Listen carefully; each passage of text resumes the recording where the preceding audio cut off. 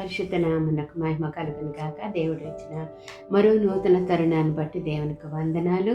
మరి ఈరోజు దేవుడు మనకిస్తూ ఉన్నటువంటి వాగ్దానము 32వ కీర్తన 10వ అధ్యాయము 10వ వచనము చివరి భాగము.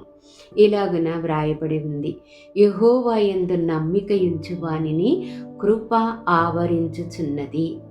యెహోవా యందు నమ్మిక ఉంచు వానిని కృప ఆవరించుచూ ఉన్నది.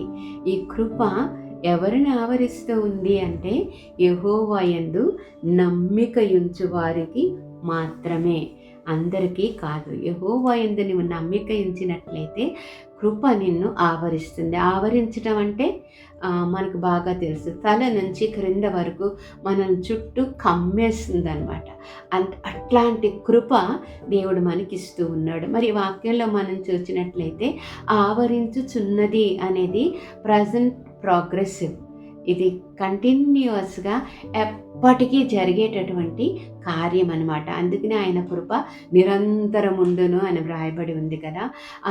ఆయన కృప ఆవరించుచు ఉన్నది, అది ఎప్పుడూ అలాగా ఆవరిస్తూనే ఉంటుంది, ఆవరించుచున్నది, అయిపోయేది లేదు. రెండో విషయం ఏంటంటే ఈ కృపకి టైం లిమిట్ లేదు.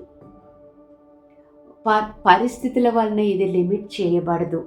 పలానా పరిస్థితుల్లో మాత్రమే కృప ఆవరిస్తుంది అని కానీ, పలానా సమయం వరకు మాత్రమే ఈ కృప ఆవరిస్తుందని కానీ చెప్పబడలేదు.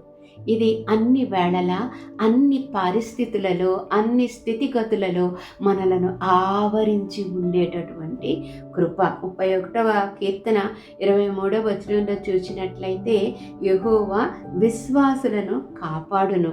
ఆయన కృప మనల్ని ఆవరించి ఆయన మనల్ని కాపాడుతూ ఉంటే, ఈ సంవత్సరం అంతా ఈ కృప మనల్ని ఆవరించి ఉంటే అంతకంటే మనకు కావాల్సింది ఏంటండి? దేవాది దేవుని కృప కొరకు కృతజ్ఞత నిండిన హృదయంతో మనల్ని మనం అప్పగించుకుందాం. పరిశుద్ధుడైన మా పరలోకపు ప్రియ తండ్రి, మమ్మల్ని ఆవరించి ఉన్న నీ కృప కొరకు వందనాలు నాయనా.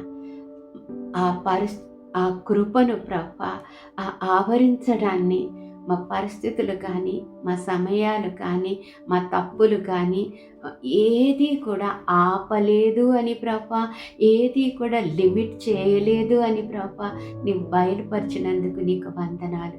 నీ కృపను బట్టి మేము బ్రతుకుచున్నాం నాయన, నీకు వందనాలు.